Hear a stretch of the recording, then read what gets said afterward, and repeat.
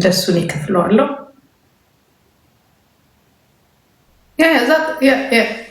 በቃ አይለታት ቀምመኝ ግን ይሄ ኮንስትራክሽን ቀጥረህ ምናምን ታሰራው ግን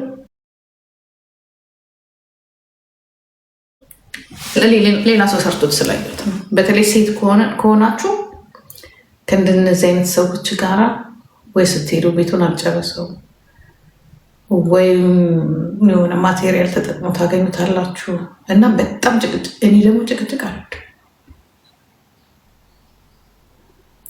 አውሮፓ አሜሪካ፣ ኤሮፕም አሜሪካ፣ አውሮፓ አላውቅም፣ ኢትዮጵያ አላውቅም። እዚህ ግን በጣም ነው የሚወጣው። ኢትዮጵያ እናቴ፣ ስለ ኢትዮጵያ ማውራት ትቻለህ። ካርታ መግዛት፣ ማስለወጥ፣ ቤቱን ትገዛዋለህ። ከዛ በኋላ የሁለት ሰው ባለቤት የሆነብሃል። ዩኤስ አውሮፓን በጣም አሪፍ ነው። ጓደኛ አለኝ እንደዛ የሚሰራ እና አየዋለሁ እንደዛ ሲሰራ እና ያማክረኛል፣ እንደዚህ ይወስደኛል፣ ያሳየኛል ምናምን ነገር እና ኢንተረስት ያደርገኛል። ግን እንደ ሴት ትንሽ ይከብዳል እንጂ በትንሹ መነሳት ይቻላል። ብዙ እንደዚህ አይነት የሚሰሩ ሰዎች እንትን ኢትዮጵያ ይቻላል። ግን ኢትዮጵያ እንትኑ ኮንስትራክሽኑን ትችሉታላችሁ። የማትችሉት ግን ሲስተሙ ላይ ነው። ማለት ከገዛችሁ በኋላ የሁለት ካርታ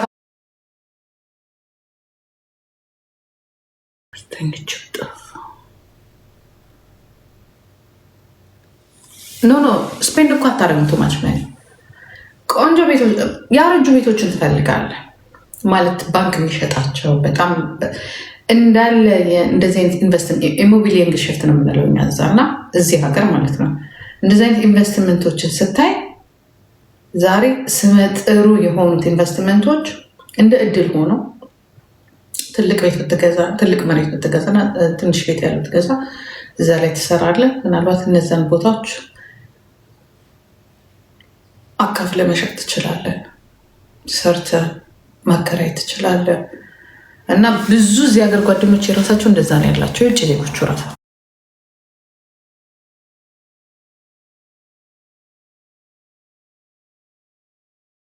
እኛ መድፈሩን ትፈራላችሁ።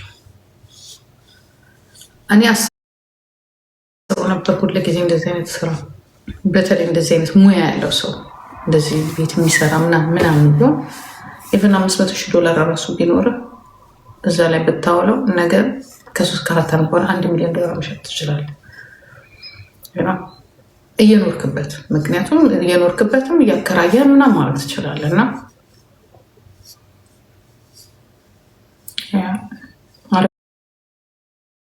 ስራ ነው እሱ።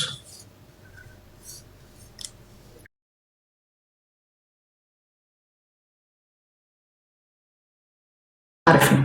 ቤተሰብ ቢሆን ወይ ልጅና እናት ወይ ባልና ሚስት ወይ የሆነ ነት ገባ የሆነ ተቀማጭ ነገር ይኖራል። ጂጂ ግን ምንድን ነው የምትሰሪው? ለመኖር ሰርቼ ጨርሻለሁ። ግን ባንክ ውስጥ የማስቀምጠው ገንዘብ ግን እያሰብኩኝ ነው። በሚሊየን የሚቀመጡ ገንዘቦችን አይዲያን እያሰብኩ ነው፣ እያወራሁሽ ነው።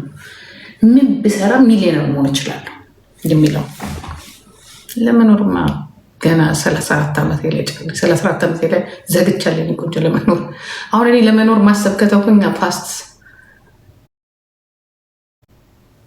12 ዓመት ሆኖኛል። ለመኖር ብዙ አልጨነቅም።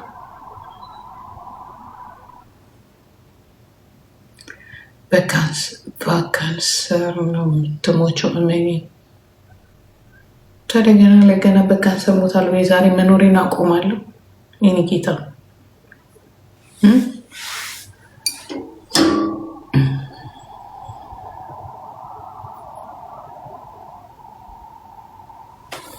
የስ ዋይኖት ዩ ካን።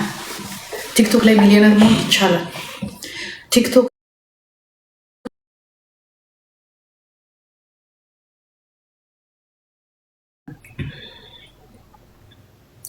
እንደምታይ አይደለም። እና ብዙ ስራ አለ። በተለይ ትንሽ ማቾር ለሆነ ሰው በደንብ ፕላትፎርሙን ያየ ሰው አሁን ለምሳሌ ፕላትፎርሙ የሚያመጣቸው በጣም በየጊዜው የሚያመጡ እኛ ሰነፍ ስለሆነ ብዙ ሰው እኛ ብቻ ስለ እኛ ኢትዮጵያ ብቻ ሳንሆን ብዙ ሰው እስከ መጨረሻው ፕላትፎርሙን አንብቦ የሚፈለገውን ነገር አድርጎ ምናምን ስለማይጨርስ ነው እንጂ ያንን ነገር ስቴፑን ተከትለ ብትሄድ እመነኝ እስከ $10,000 እስከ $20,000 ይገኝበታል። ቲክቶክ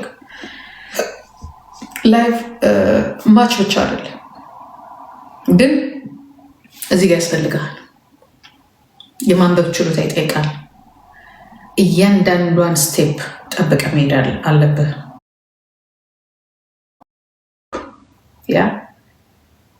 ዛሬ ሚሊዮን ብር ያገኙ ሰዎች አሉ።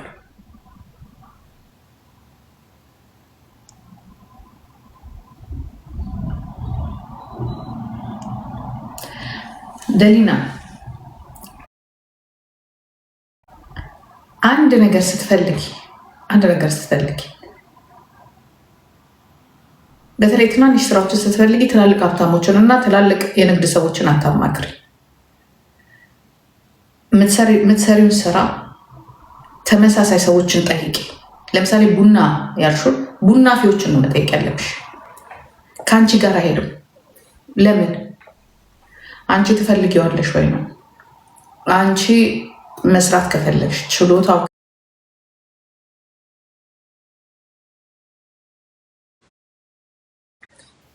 ከኮንስትራክሽኖች ጋር ያለውን ጭቅጭቅ አልችልም። ማቴሪያል ላይ ፕሮዳክቱን ማጥናት አለብኝ።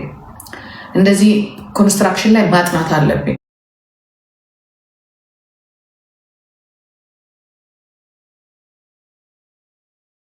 ጥሩ ነገራቸውን ወስደዋለሁ እና አንድ ጊዜ የሆነ ሱቅ አለ እና ያ ሱቅ ፀጉር ቤት ነው። ያ ፀጉር ቤት ምናልባት 50 ሜትር አጠገብ ሌላ ቆንጆ ሱቅ አለ፣ ሌላ ክፍት ሱቅ አለ እና እዛ ሱቅ ውስጥ በራሳችን ፀጉር ቤት እንከፍታለን ምናምን ብለን ልንከራይ ምናምን ብለን ስቴቱ ጋራ አመለከትን ማለት ነው። ቤቱ ልንከራይ ምናምን ጨርሰን በጣም የገረመኝ ሲስተማቸው። ከዛ እኛ እኮ ኦልሬዲ በቃ ልንከፍት ነው ምናምን ብለን አውርተን ነው ጓደኛዬ አይቻልም ተባለ። ለምንድን ነው የማይቻል ስላላቸው ከእናንተ 50 ሜትር እንትን በላይ ፀጉር ቤት አለ፣ አይቻልም። እራሱ አይፈቅድልሽም። እንትኑ ከተማው የቢዝነስ ምንድን የሚባለው በኛ የሀገር ውስጥ ገቢ ነው ምን ይባለው አንድ ቤርክ ምንድን የሚባለው በኛ በኢትዮጵያ